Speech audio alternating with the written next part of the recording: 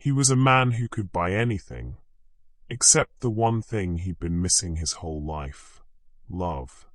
But when a silver-haired billionaire noticed a little black girl holding an empty plate at a birthday party, his world stopped. What happened next would change both of their lives forever. The ballroom was dressed for joy. Bright balloons floated at every corner, streamers dangled like ribbons of laughter, and children's giggles bounced off the walls. Platters of food covered the long party table: golden fried chicken, macaroni and cheese, shiny grapes in neat little bowls, cupcakes stacked like miniature towers of sugar. Hello, family. If you're ready for the full story, make sure you hit subscribe. And tell me in the comments where in the world you're watching from. Tomorrow, I've got another story that will blow your mind. And trust me, you don't want to miss it. Now let's dive in. It should have been perfect. It should have been a scene of nothing but abundance. But at the very end of the table, a little girl sat with her head slightly bowed.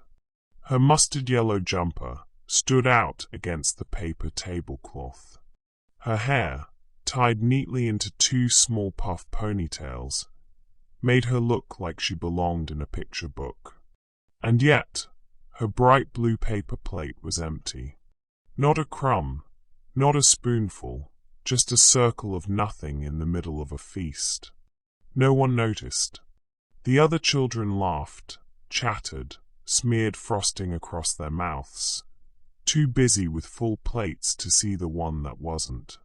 Even the adults, wrapped up in greetings and chatter, passed by her as though she were part of the furniture. She sat still, silent, like a child who had already learned not to expect much. And then someone noticed. Across the room, a tall man paused. His hair, once black, was now a silver that caught the light. His suit was sharp, perfectly tailored, but his eyes betrayed something else, an emptiness of their own. He had come not for the cake, or the music, or the noise. He had come because someone insisted, because appearances had to be kept. The truth was, parties weren't his thing. Life, at least in this kind of crowd, hadn't been his thing for a long time. But then he saw her. That small figure, quiet in her yellow jumper, holding an empty plate like a confession. Something in his chest tightened. This man was no stranger to abundance. He was Daniel Whitmore, billionaire, philanthropist, known in headlines for his empire of real estate and his quiet, solitary life. The world saw his silver hair and deep pockets, but few knew about the silence he carried home every night. They didn't know about the wife he had buried far too early, or the daughter he had once imagined, who never got the chance to live beyond infancy. That empty plate looked, to him, like everything he had lost. He set down his untouched glass and crossed the room. Slowly, not to startle her, he lowered himself onto one knee, bringing his tall frame down to her level. He spoke gently, as though words might break her more than silence. "Sweetheart," his voice was low, almost uncertain, "why is your plate empty?" The little girl didn't look at him at first. Her dark eyes stayed on the plate, as if ashamed of what it revealed. When she did speak, her voice was soft, too soft for a child at a party. "No one gave me anything yet." He blinked. The room behind him still roared with laughter, chatter, forks scraping plates. But suddenly it all felt far away. "No one gave you anything?" he repeated, his brows furrowing. She shook her head, curls bouncing gently. Daniel glanced at the table, where mountains of food sat untouched. He looked at the children beside her, munching without care. His jaw tightened. It wasn't just the plate. It was the way she sat, shoulders curled in, as though she expected to be invisible. "Would you like me to help you get some food?" he asked, softer this time. Her eyes flickered up to his, just for a moment. There was hesitation there, but also something else. A longing. The kind children shouldn't have to carry. She gave the faintest nod. Something cracked inside him.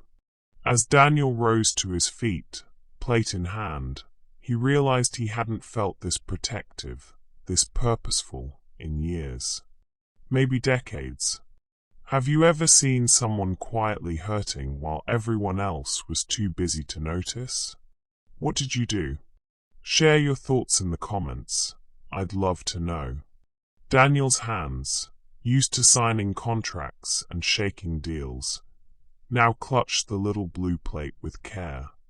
He moved toward the food table, but his mind wasn't on the chicken or the cupcakes. It was on her. How long had she been sitting there like that? How many other times had no one seen her?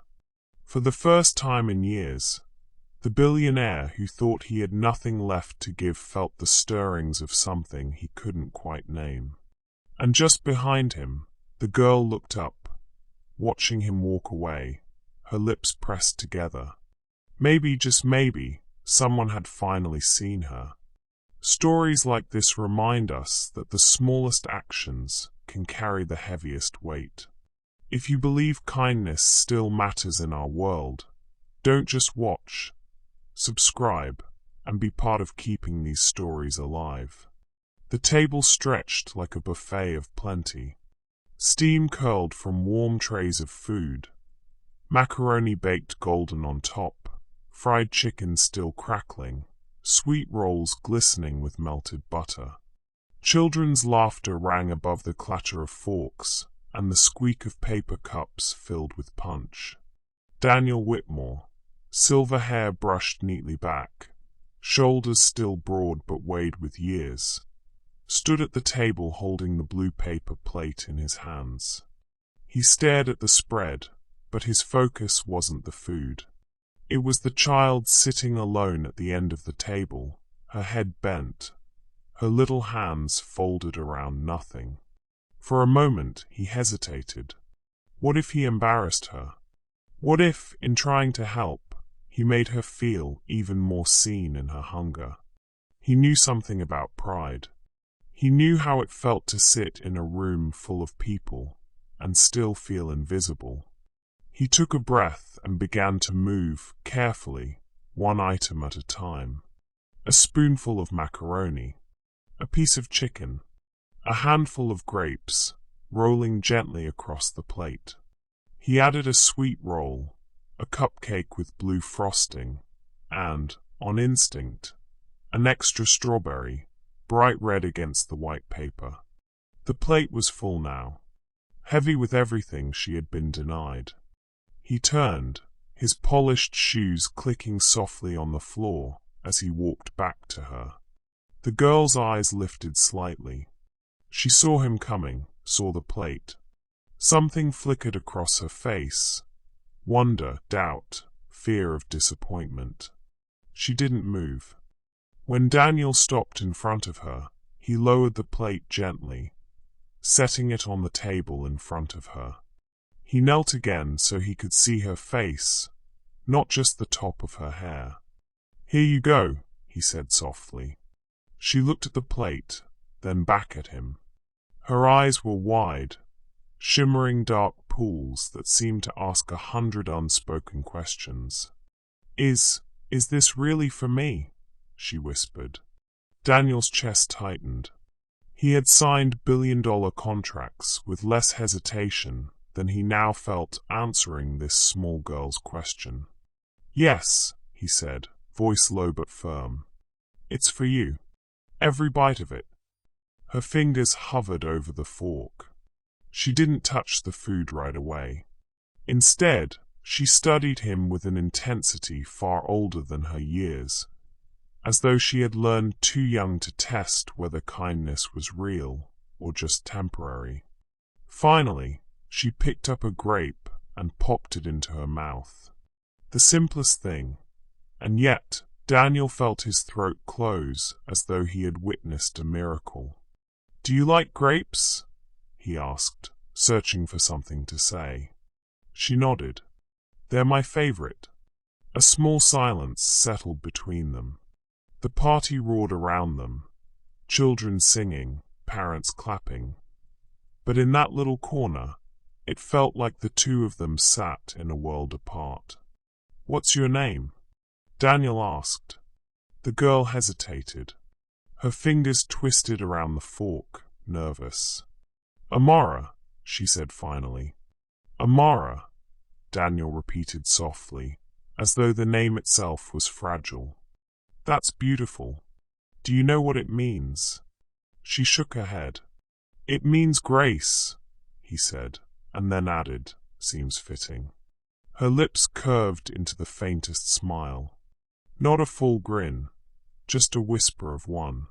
But it was enough to make something stir inside him, something he hadn't felt in years. He glanced at the cupcake on her plate. Blue frosting, a candy star on top. He tapped the edge of the plate gently. "And what about that? Cupcake's your second favorite." She looked at it shyly.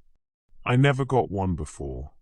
The words slipped out so simply, so quietly, that Daniel almost doubted he heard them right. Never got one before. A lump rose in his throat. He lowered his voice even further, a husky whisper. "Well, then I think this one was waiting just for you." Amara blinked quickly, as if holding back something she didn't want to show. She picked up the cupcake with small, careful hands. For the first time that evening, her shoulders seemed to loosen just a little, as though some invisible weight had shifted. Daniel stayed there, kneeling beside her, while she took her first bite. Blue frosting smeared the corner of her lip. And then, there it was. A smile. Small but real. And it hit him like a tidal wave. The room around him blurred. He wasn't in a party hall anymore. He was back in a memory. His wife's laughter in their kitchen.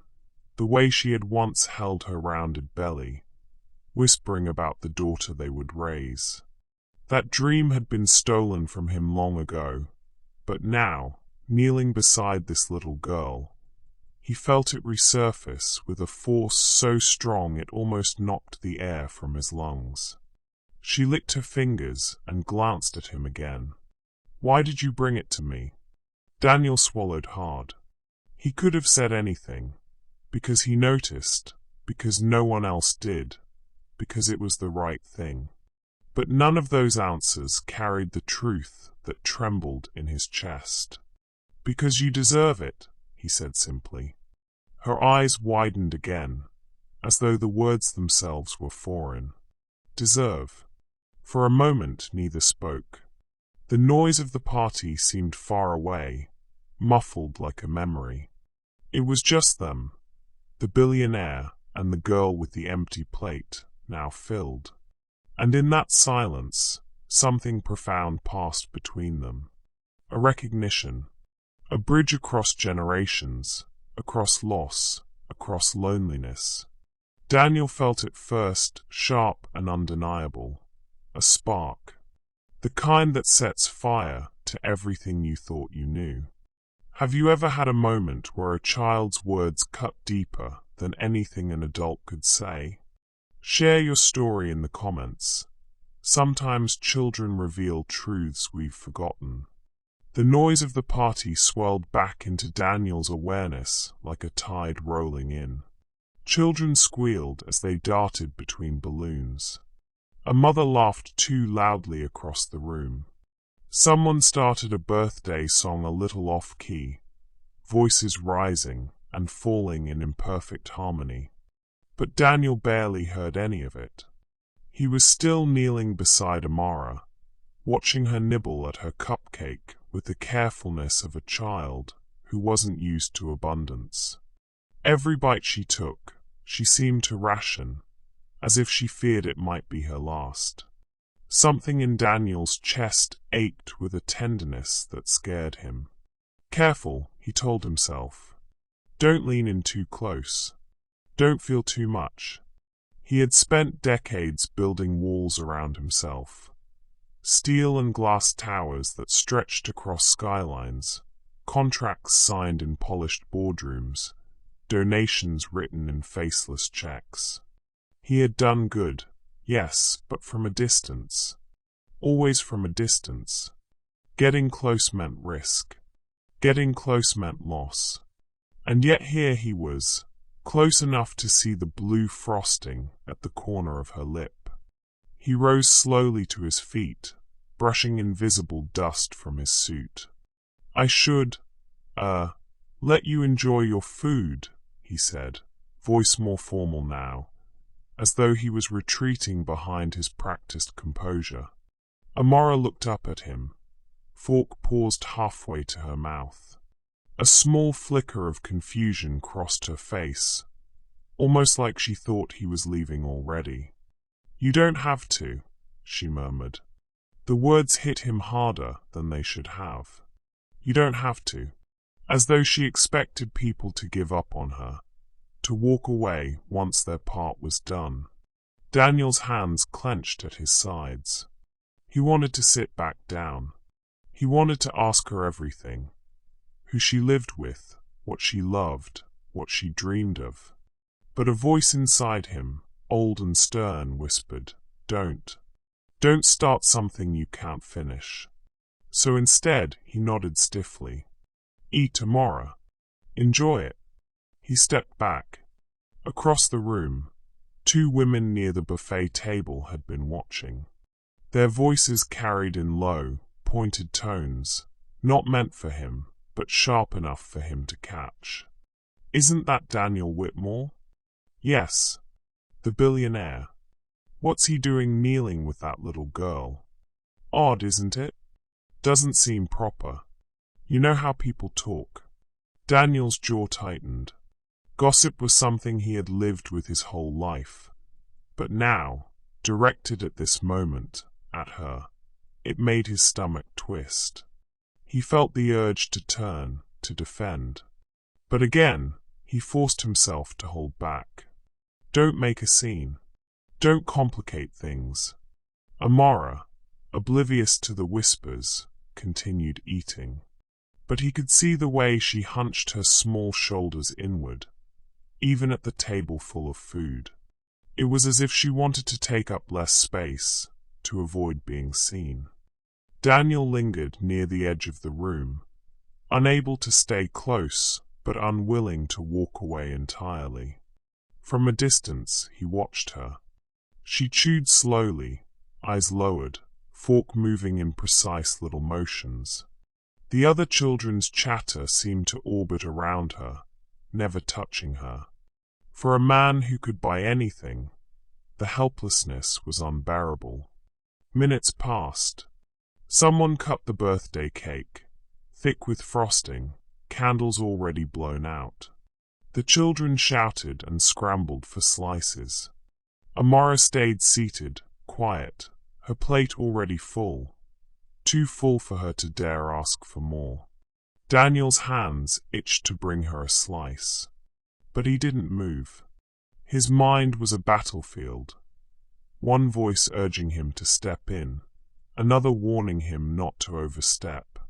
He could feel old scars reopening, the memory of holding his wife's hand in a hospital bed, of walking out alone, of realizing the dream of fatherhood had ended before it began. Getting close to Amara was like standing on the edge of a cliff. One step, and he knew he'd fall into something he might not survive. So he resisted. Amara, too, felt the push and pull in her small chest. She glanced up at him now and then, eyes darting like a bird testing the air. Why had he helped her? Why had he noticed when no one else did? She had learned early not to expect much. To sit quietly, to make herself small, because adults were busy and children cruel. Her plate had been empty before, at other parties, at school lunches, even at home sometimes. But no one had cared. She had grown used to swallowing her hunger in silence. And then he came, tall, serious, silver-haired, with eyes that looked at her differently. Not with pity, not with annoyance, but with something else. She wanted to believe it. She wanted to believe he saw her. But belief was dangerous. Belief could break your heart. So she resisted too. She kept her words short, her body guarded, even as her heart leaned toward him. The tension between them stretched invisible threads across the noisy room. At one point, Daniel caught her looking at him. Their eyes met. She quickly dropped hers, cheeks warm. He turned away, pretending to study the cake table, his chest pounding like he had been caught in something forbidden. It was ridiculous. He was a man of 60, seasoned and weary. She was a child. What did this connection mean? What was he supposed to do with it? His mind whispered the same warning again. Don't. Don't get pulled in. Then came a small moment, almost nothing, but it shifted everything. One of the older boys at the table, his mouth smeared with frosting, leaned over and said loudly, "Why'd you wait so long to eat, Amara? Too slow. Now you're just getting leftovers." The other children snickered. Amara's fork froze in her hand. Her little shoulders drew tighter, her face flushing. Daniel felt a surge of anger, so strong he nearly stepped forward. But again, resistance held him back. He clenched his fists. He told himself not to interfere, not to cause a scene at someone else's party. But the guilt was instant, sharp, unrelenting. Because in his silence, the laughter at her expense lingered a second too long. The birthday song began again, a distraction, the noise washing over the sting of the moment. But Daniel couldn't shake the image of her small hands gripping that fork like it was an anchor. She deserves better. She deserves more. And still he did nothing.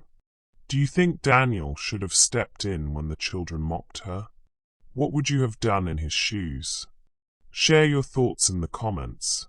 I'm curious where your heart lands. The party wore on.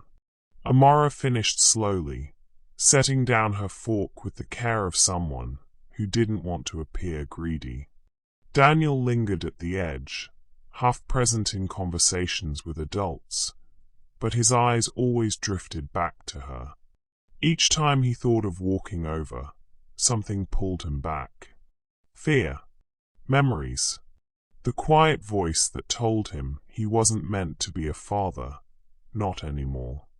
And each time Amara glanced up, she looked away again, telling herself not to hope too much.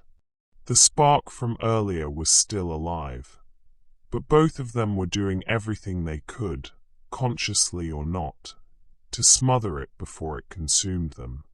Neither knew it yet, but fate wasn't going to let them walk away so easily. If this tension makes your heart ache, don't just watch silently. Subscribe. Be part of these stories where walls break and hearts are tested. Because without you, the story ends in silence.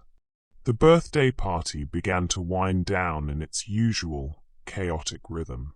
Children's sugar highs fizzled into yawns.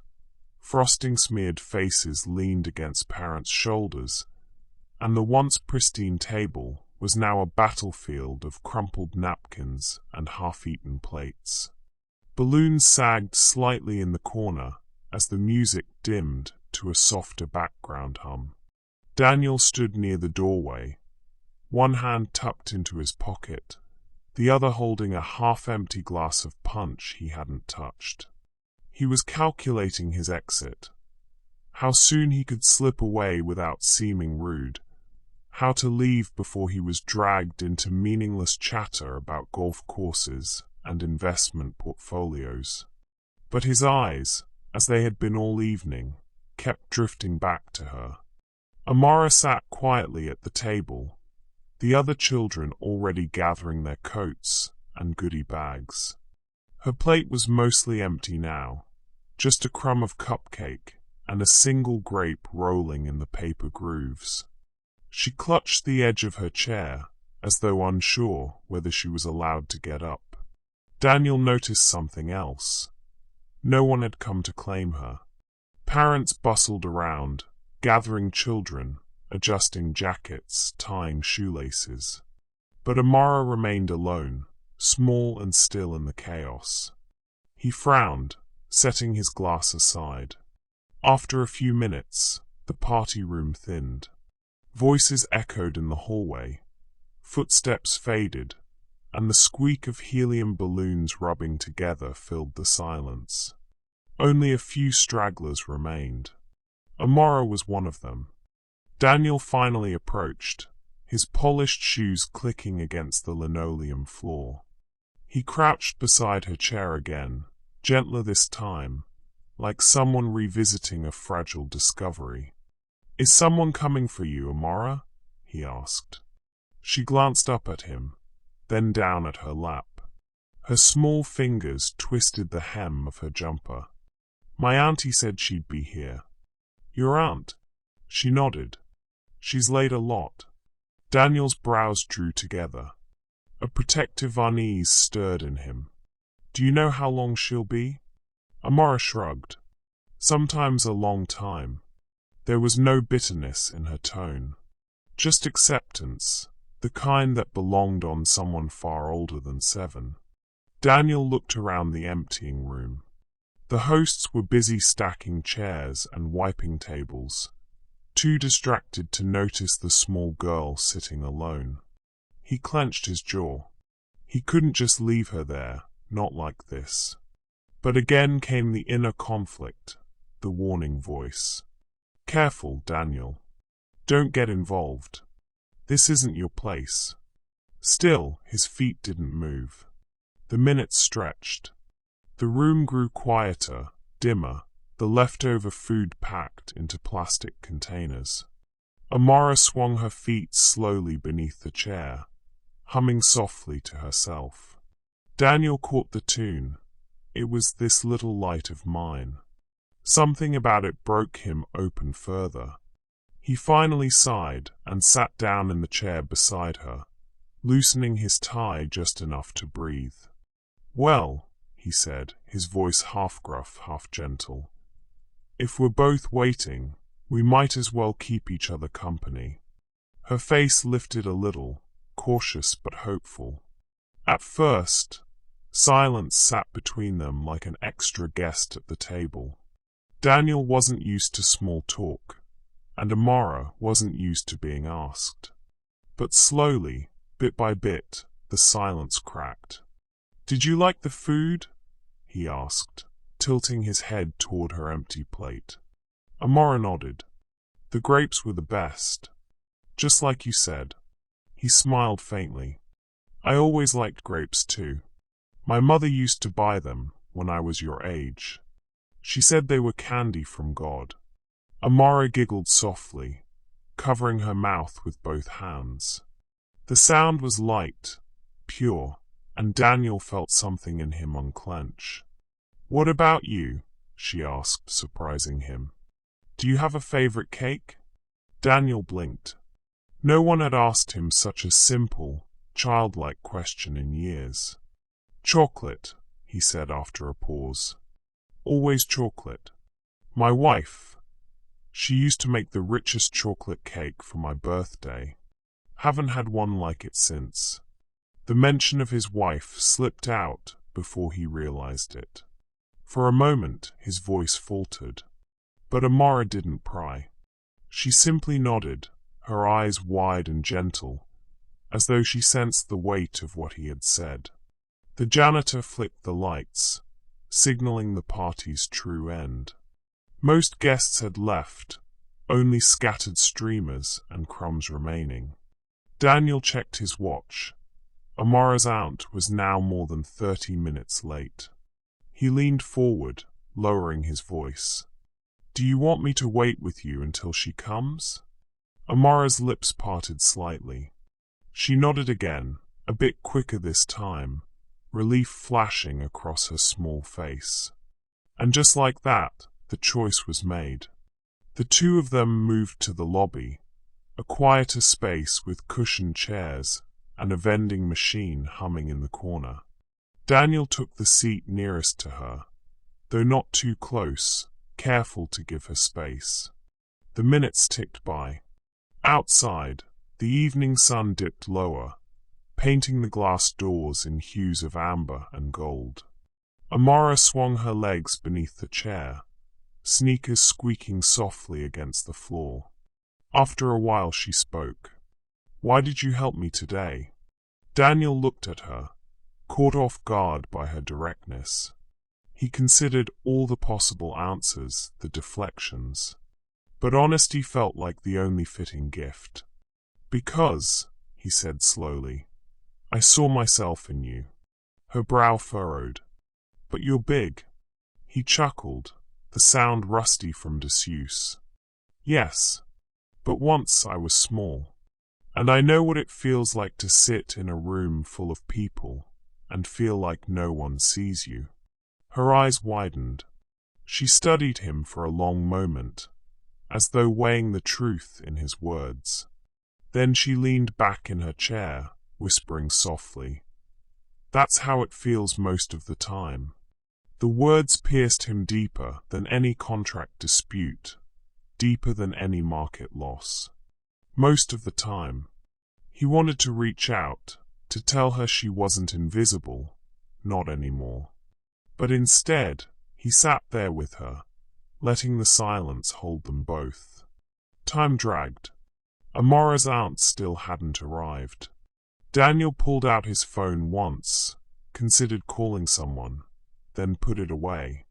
This wasn't about power or resources. It was about presence. About waiting with her. At one point, Amara's head began to droop. The sugar crash hit, her small body leaning sideways until she rested lightly against his arm. Daniel froze, breath caught. Then slowly he let her stay. He looked down at the crown of her head, at the way her curls brushed against his sleeve, and something inside him softened into a vow he didn't yet fully understand. Have you ever been in a moment where fate wouldn't let you walk away, no matter how much you wanted to? What did you do? Share in the comments. Your stories inspire more than you know. The lobby clock ticked steadily, each second stretching into something heavier than time. Daniel sat, silent and still, with Amara sleeping lightly against him. For years, he had built a fortress around his life, stone walls of wealth, iron gates of loneliness. And now, fate had placed a small child inside those walls, refusing to let him send her back out.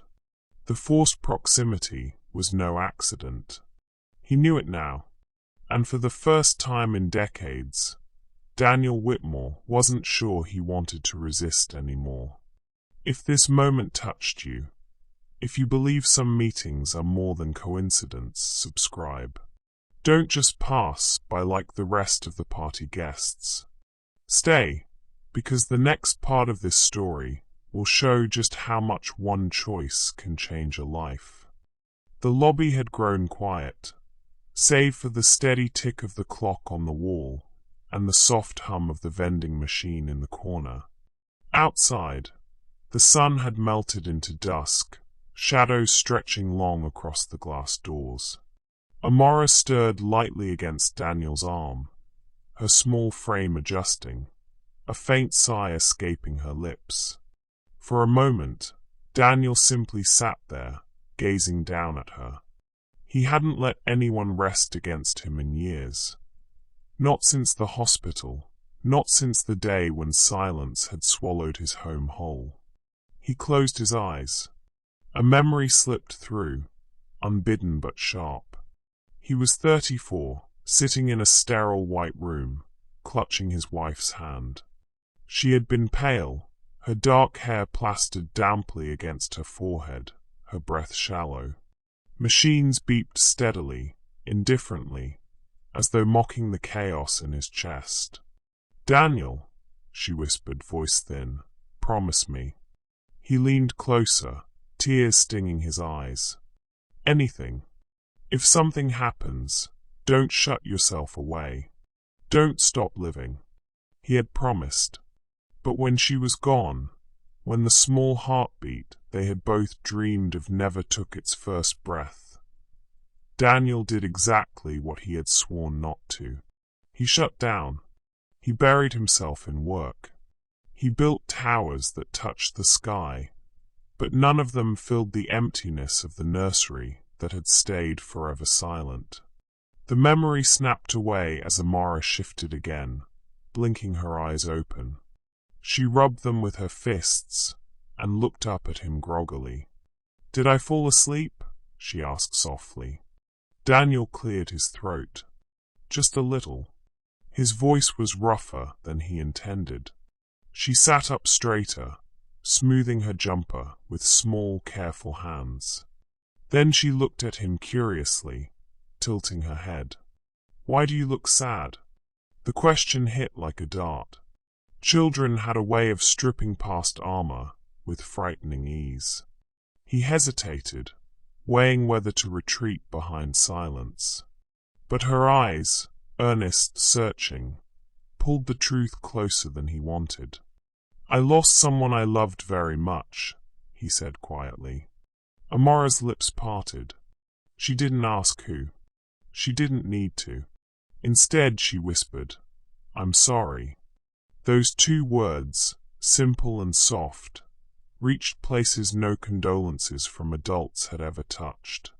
For a while, silence returned. Daniel leaned back, staring at the ceiling, while Amara swung her legs gently under the chair. Then it was her turn. "My mom's not around," she said suddenly. Her voice was small, almost swallowed by the lobby's emptiness. Daniel's head turned. "She's not." Amara shook her head. "She left when I was little. I live with Auntie now." There was no bitterness in her tone, only matter-of-fact resignation. But her hands twisted in her lap, knuckles pale, betraying what her voice hid. Daniel's chest tightened. "Do you miss her?" Amara hesitated. "Sometimes. But mostly I just wonder why she didn't stay." Her words lingered in the air like smoke. Daniel swallowed hard, recognizing the familiar ache. Why didn't she stay? It was the same question he had asked every night since his wife's passing. Why couldn't life have held on to her, just a little longer? Why did she leave him with silence? "You know," Daniel said carefully, "sometimes people leave because they're not ready. Not because you did anything wrong." Amara looked at him, eyes wide, shimmering. "Then why do I still feel like it was me?" The question shattered him. It was too close, too raw, an echo of his own guilt, his own questions. For a moment, he couldn't speak. He wanted to scoop her into his arms, tell her she was blameless, precious, deserving. But the words lodged in his throat. Instead, he placed a hand gently on the table between them, close but not touching. His voice was low, trembling. "It wasn't you, Amara. Don't ever believe that." Her eyes lingered on his hand, then flicked back to his face. Something in her gaze softened, as though she wanted to believe him, even if she wasn't sure she could. The vending machine clunked suddenly as someone bought a soda down the hall. The spell of intimacy fractured for a moment, replaced by awkward stillness. Amara leaned back, crossing her arms. "Auntie tries. She works a lot. But sometimes, I feel like I'm just in the way." Daniel flinched inwardly. He knew that feeling too well. The sense of being an extra piece in someone else's puzzle, never quite fitting. "You're not in the way," he said firmly. Amara's voice cracked just slightly as she whispered, "Then why doesn't anyone ever notice me?" The empty plate flashed in his mind. The laughter of the other children. The way the adults had walked past her all night. He took a deep breath. "Sometimes," he said slowly, "people are too busy to see what matters most. That doesn't mean you don't matter. It just means they're blind." Her brow furrowed. "Do you see me?" The question landed heavy. He met her gaze, steady this time, no hesitation. "Yes, I see you, Amara." For a long moment, she stared at him, searching. Then, slowly, her lips curved into a fragile, hesitant smile. Daniel leaned back, pressing a hand against his chest as if steadying something unruly inside. He hadn't spoken this much about his grief in years, and yet, somehow, sharing it with her felt lighter, as if she was carrying a piece of it for him, without even realizing. And she, in turn, had handed him a glimpse of her own loneliness. They were two broken souls, their stories different yet strangely alike, stitched together by absence.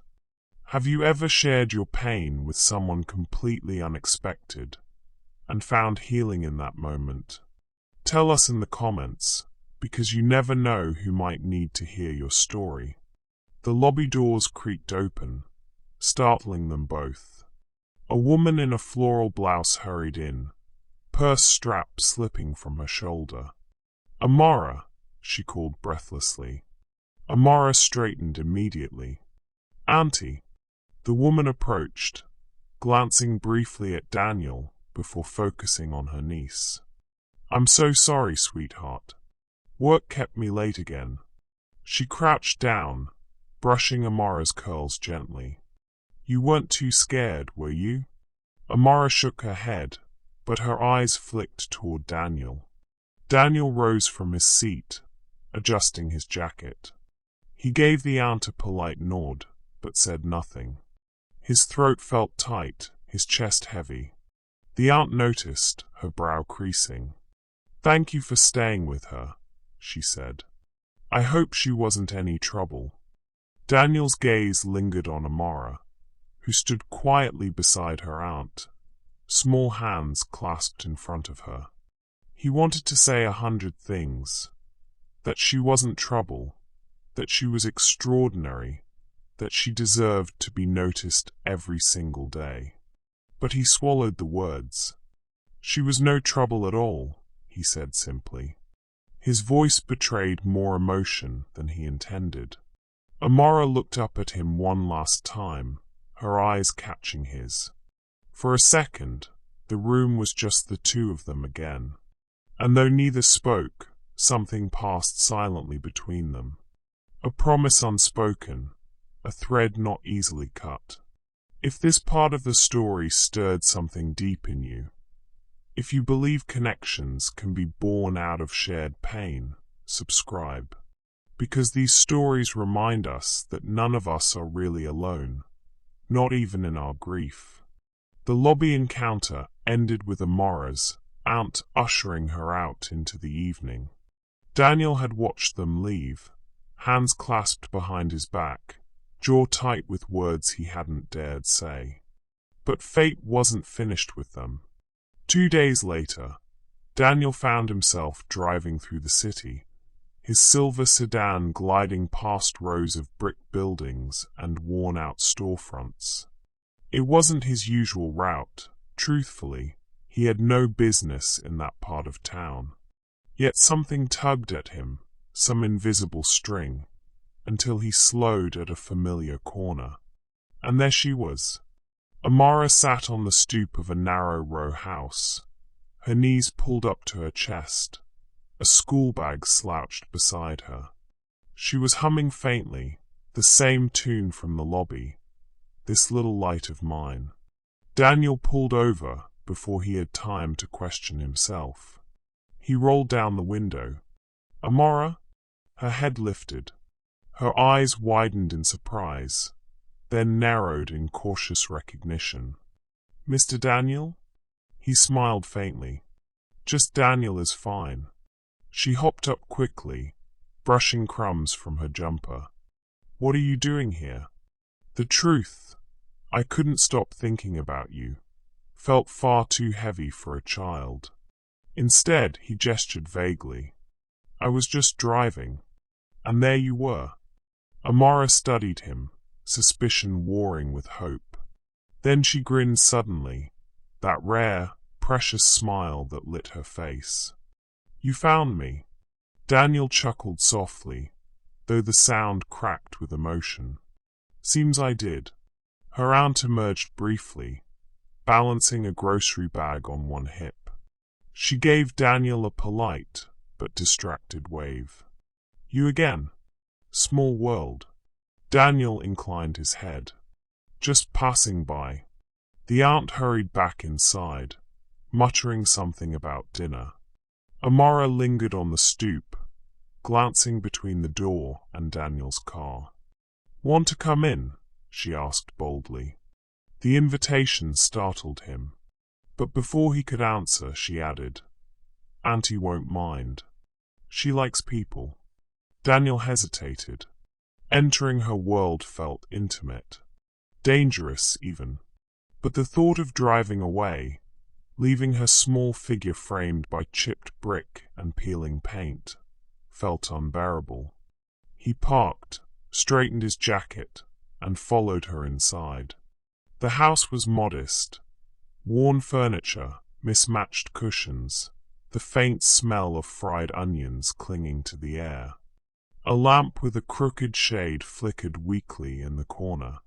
Amara tossed her bag aside and flopped onto the couch, patting the seat beside her. "Sit."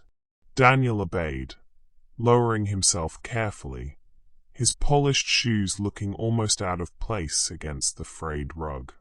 Amara leaned forward, resting her chin on her fists. "Tell me a story." He blinked. "A story?" She nodded vigorously. "Everyone's got one. Auntie tells me stories about when she was little. I want yours." Daniel let out a breath, leaning back. It had been years since anyone had asked for his story. He usually shared numbers, not narratives. Board meetings, not bedtime tales. But her eyes, wide, curious, trusting, pulled something loose inside him. "All right," he said slowly. "Once upon a time, there was a boy who lived on a farm." Her face lit up. "You lived on a farm?" Daniel nodded. "In Georgia. We had chickens, cows, even an old mule named Jasper. He was stubborn as anything, but I loved him." Amara giggled. "What did he do?" "Oh, he used to wait until I wasn't looking, and then kick over his feed bucket. Every single day. I'd scold him, but he'd just blink those big eyes at me, like he knew I couldn't stay mad." Her laughter rang out, clear and genuine. Daniel felt it ripple through him, warm and disarming. "Did you ride him?" she asked. "Once," Daniel said with a grin. "And I fell flat on my backside. Haven't lived it down since." Amara clapped her hands, delighted. The conversation drifted easily after that. She asked about his favorite candy, peppermint sticks, his first job, mucking stalls, and whether he liked cartoons. Only the old ones, Tom and Jerry, Bugs Bunny. Each answer drew more questions, each question more laughter.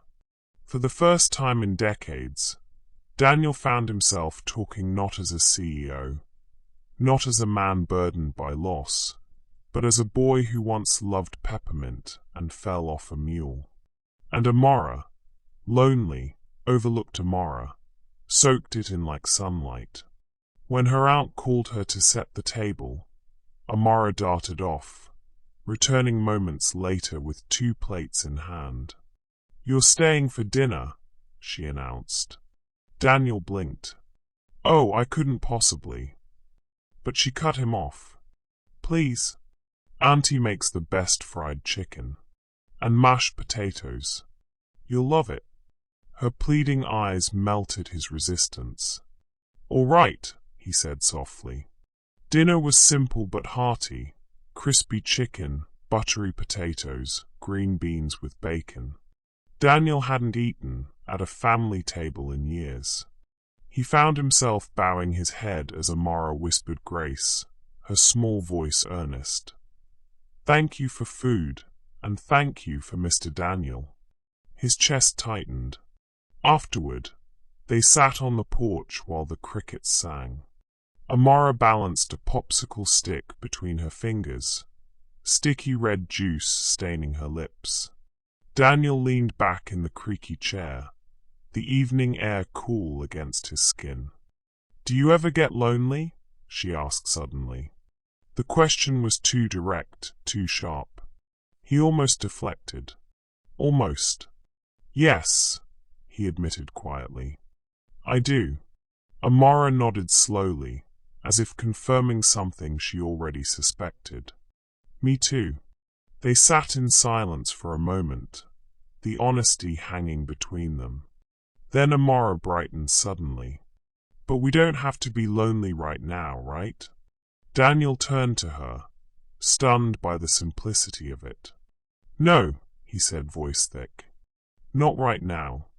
Have you ever met someone who made your loneliness feel a little less heavy, even for one evening? Share your moment in the comments. Sometimes that's how real healing begins." The days that followed became a quiet rhythm.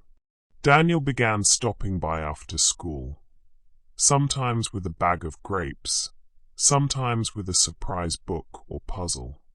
Amara would greet him with unfiltered delight, dragging him inside to show her drawings or recite her spelling words. One afternoon, he found her sitting cross-legged on the floor, crayons scattered around. She held up a drawing proudly. It was 2 stick figures, one small, one tall, standing under a sun with smiling faces. Above them, in careful block letters, she had written, "Me and Mr. Daniel." Something in him cracked open completely. "May I keep this?" he asked, voice husky. She shook her head, grinning. "Nope. That one's for my wall." He laughed, blinking away the sting in his eyes. In return, Daniel began to share pieces of himself he had kept hidden for years. He told her about his late wife, about the baby they had lost. His voice shook as he admitted how the silence of his mansion had swallowed him whole.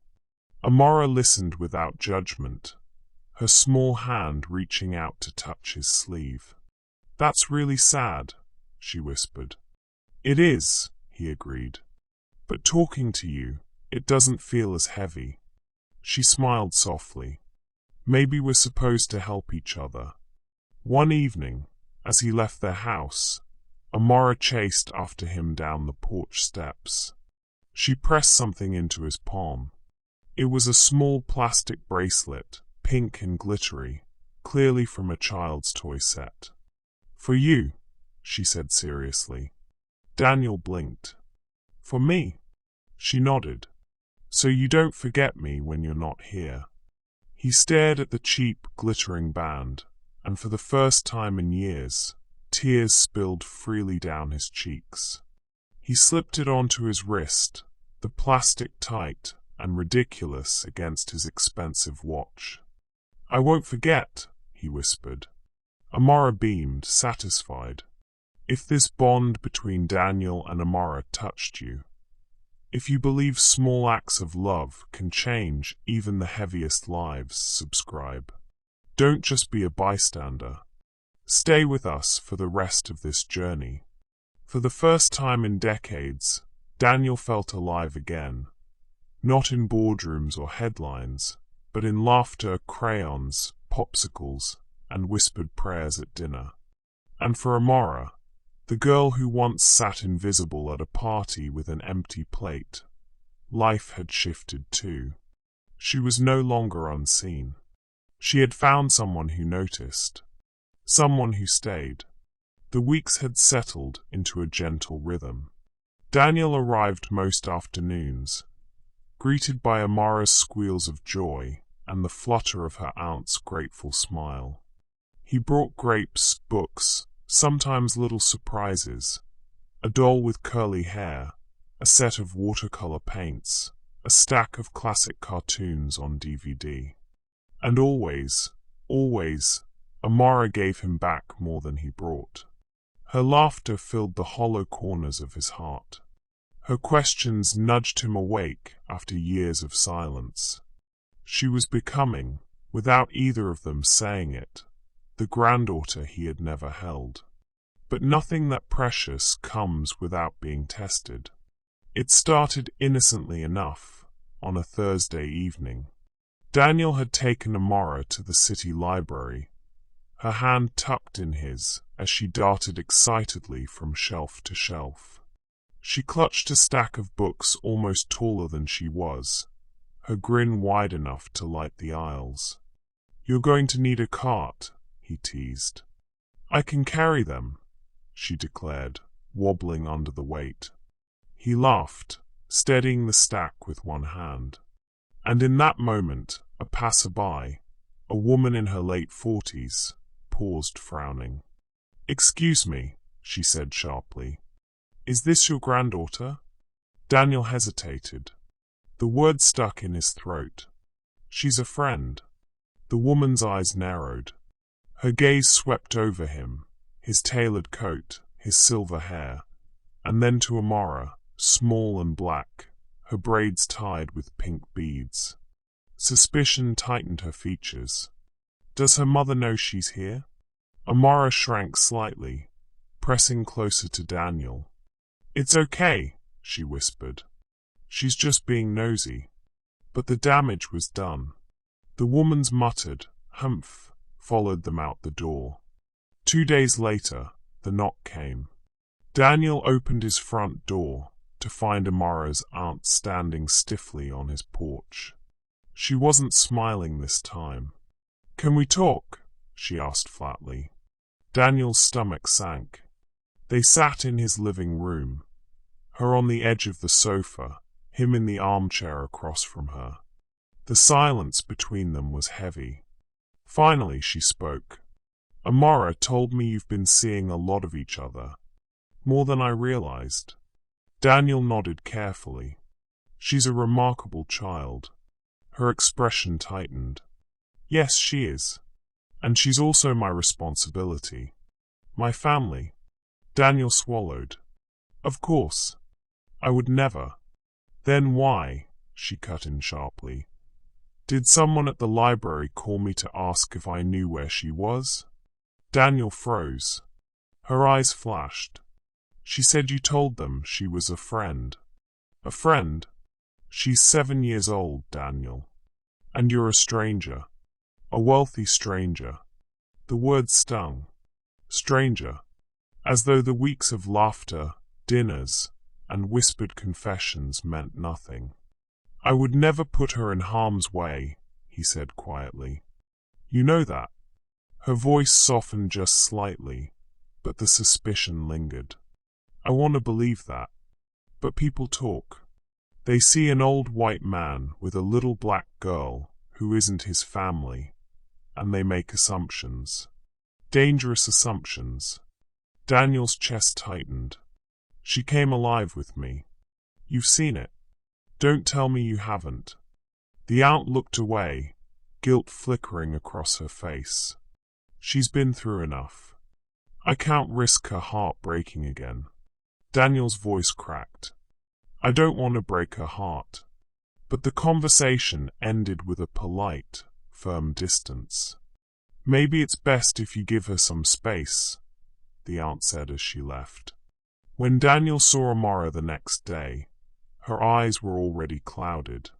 "Auntie said you're not supposed to come as much," she murmured, fiddling with the pink bracelet on her wrist. Daniel crouched to meet her gaze. "I don't want to stop seeing you, Amara." "Then why are you listening to her?" The question cut deep.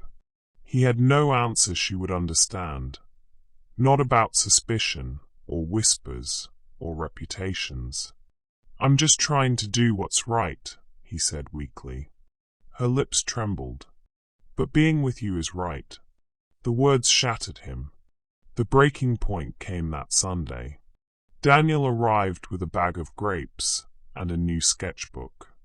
Amara was waiting on the porch, her face brightening, until her aunt stepped outside too.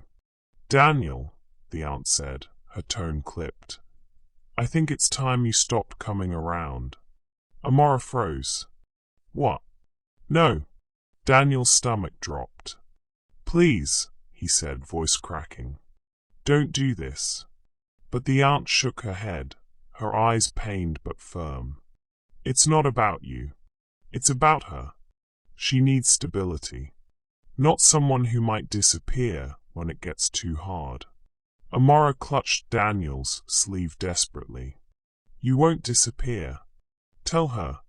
Daniel's throat worked, but no sound came. Because hadn't he disappeared once before? When his wife died, when his unborn daughter never came home, hadn't he retreated into silence for decades? What guarantee could he give that he wouldn't fail again? His silence was answer enough. Amara's face crumpled. She ripped the bracelet off her wrist and pressed it into his hand. "If you don't want to stay, then you don't need this either." Her voice was sharp, furious, but beneath it, trembling with hurt. She spun and ran into the house. The door slammed. Daniel stood frozen on the porch, the plastic bracelet digging into his palm, tears burning his eyes. For the first time since he had met her, he felt truly powerless. That night, he sat alone in his vast, silent mansion. The chandelier above him cast cold light on marble floors. He held the bracelet tightly, staring at the glittering pink plastic. The echoes of her words haunted him. "You won't disappear. Tell her." But he hadn't. He couldn't. And now he had lost her. Have you ever lost someone? Not because you stopped caring, but because fear or silence kept you from speaking. Share your story in the comments. Your words may help someone else find theirs. Days turned into a week. Daniel didn't visit. He told himself it was what her aunt wanted, what society expected. But the emptiness was unbearable. The mansion felt colder, his meals tasteless, his nights longer. Everywhere he looked, he saw her. Grapes in the market, a child humming in the park, a crayon left on a restaurant table, and each reminder twisted the knife deeper. For Amara, the absence was equally sharp. She sat by her window each evening, watching the street, waiting for a car that never came. Her drawings lost their color, her laughter dimmed. When her aunt asked what was wrong, she only shrugged. But inside, her small heart ached with the sting of abandonment once again. Because to her, Daniel hadn't just been a visitor. He had been proof that she was seen, proof that she mattered. And now, silence had stolen him too. If your heart is breaking with theirs, if you believe silence can destroy what love has built, subscribe. Because the next part will show whether Daniel can find the courage to break it before it's too late. The days after the shatter point stretched like an endless winter. Daniel moved through his mansion like a ghost, the grand hallways echoing with silence. Every room seemed to mock him. The long dining table where no one sat, the library shelves stacked with books he hadn't touched, the nursery door he had never opened again. But now there was something new among the echoes. A small voice, piercing through memory. "You won't disappear. Tell her." And his silence, the silence that had always been his shield, had destroyed the one thing that had brought warmth back into his life. He sat in his study one evening, the fire flickering in the hearth. On the desk before him lay the plastic pink bracelet, its glitter dulled by lamplight. He picked it up, turned it in his hands, felt the cheap plastic bite against his skin. It was absurd, really. He had built empires, worn cufflinks worth more than this entire trinket. And yet, this was the most valuable thing he owned. His eyes burned as he whispered into the empty room, "I don't want to disappear again." The words hung in the air, trembling, as if testing their right to exist. Across town, Amara sat by her bedroom window, chin resting on her knees.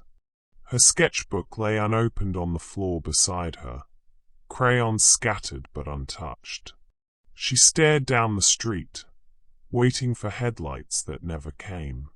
Each night, she told herself maybe tomorrow, but tomorrow never arrived. Her aunt peeked in once, sighing softly. "He's not coming back, Amara. I told you." Amara didn't answer. She pulled her knees tighter against her chest, her small body curled around the ache. She remembered the way Daniel had listened, the way he had laughed at her jokes, the way he had worn her silly bracelet like it mattered. And now silence. Her little voice cracked into the darkness. "Why does everyone always leave?" No answer came, just the lonely hum of the street outside. Both of them were prisoners of silence. For Daniel, it was fear.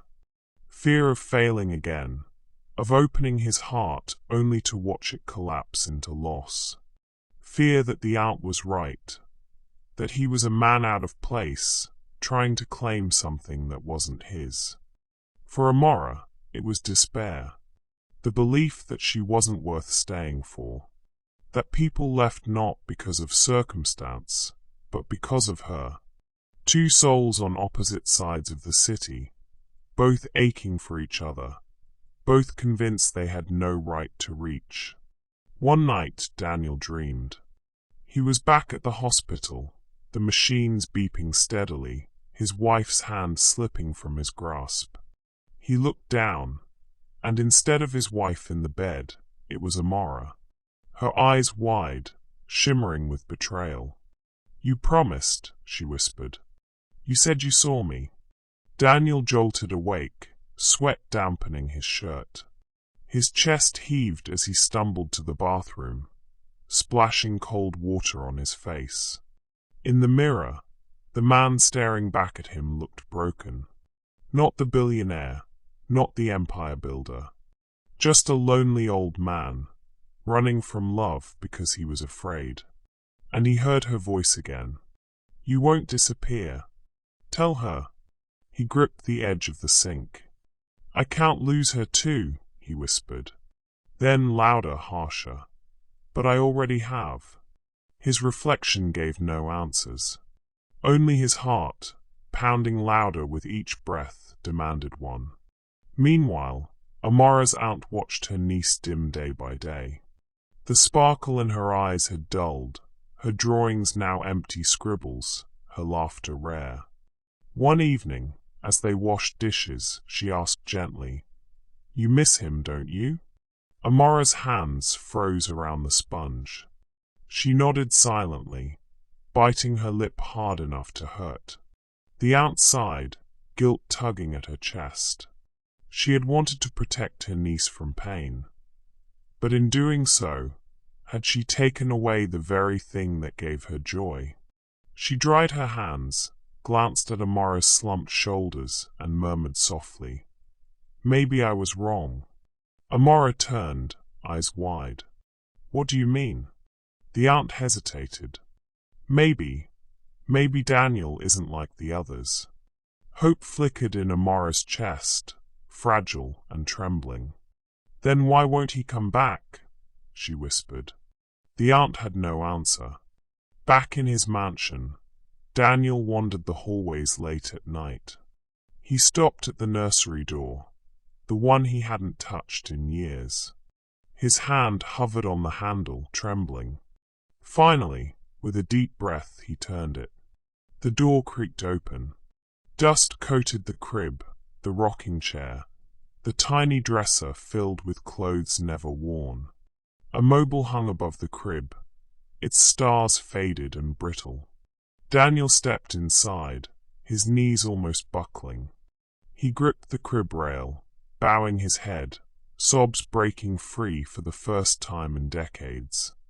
"I couldn't save you," he choked. "And now I'm losing her too." But then, he felt the bracelet in his pocket. He pulled it out, held it tight. And in that moment, something shifted. He realized that clinging to grief had never kept him safe. It had only kept him empty. That silence had never protected him. It had stolen everything. And if he stayed silent now, it would steal Amara too. The choice loomed clear and terrible. Would he stay behind his walls, watching life pass him by? Or would he break them, risk his heart again, and fight for her? His wife's words returned to him from that hospital bed, like a whisper carried through time. "Don't shut yourself away. Don't stop living." Daniel lifted his head, tears streaking his face. For the first time, he answered aloud, "I won't. Not anymore." Across the city, Amara sat at her window again. She held a crayon in her hand, but couldn't bring herself to draw. Instead, she whispered into the night, "Please come back." Her small voice floated into the darkness, unheard by ears, but felt by a heart that had finally chosen. Because Daniel was already on his way. Have you ever stood at the edge of a choice, stay safe in silence, or risk your heart to fight for someone? What did you do? Share your story in the comments. Someone may need your courage tonight. If you've ever felt the weight of silence, and the hope of breaking it, subscribe. Because the resolution in Act 9 will show how love can win, even when everything seems lost. The morning air was crisp, the kind that hinted at autumn, even though summer still clung to the trees. Daniel stood outside his mansion, a bouquet of sunflowers in his hand. Not roses, not lilies, too heavy, too formal. Sunflowers, bright, sturdy, hopeful. The kind of flower that turned toward the light. For years he had lived in shadows, but today he had made his choice. Today he would walk back into the light. He slipped the pink bracelet over his wrist. It looked absurd on his wrinkled hand, glitter sparkling against the cuff of his navy suit. Absurd, and absolutely right. With a steadying breath, Daniel climbed into his car and drove across town. Amara was on the porch when he arrived. Her yellow jumper had been replaced with a soft blue dress, but her eyes were the same, wide, searching, holding more than any 7-year-old should have to carry. At first, she didn't move. She just stared, lips parted, as though afraid he might vanish if she blinked. Daniel stepped out slowly, sunflowers trembling slightly in his hand. "Amara." Her breath hitched. She stood, her little fists clenched at her sides. "You left." The words were sharp, but her voice broke on the last syllable. Daniel's chest ached. He walked to the bottom of the porch steps and stopped. He didn't want to tower over her. He wanted her to see him, not as a giant, not as a stranger, but as a man. "You're right," he said softly. "I left. I was afraid." Her brows furrowed. "Afraid of what?" His throat tightened. "Of losing you. Of not being good enough. Of disappearing again." He lifted his wrist, showing the glittering bracelet. "But this reminded me. You were right, Amara.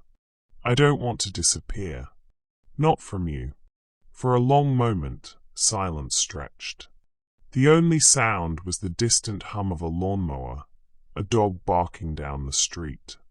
Then, with a small, shaky step, Amara descended the porch. She stopped in front of him, staring at the bracelet. You still have it? Daniel knelt, holding the flowers out. I never let it go. Her small hands reached out, not for the flowers, but for his wrist. She touched the bracelet gently, as though confirming it was real. Her lip trembled. Thank you for watching this story to the end. If you enjoyed this story, you will surely love the next one. It's as crazier and more intriguing as you can ever imagine. So do check it out. Click on the image showing on your screen right now to watch the next one.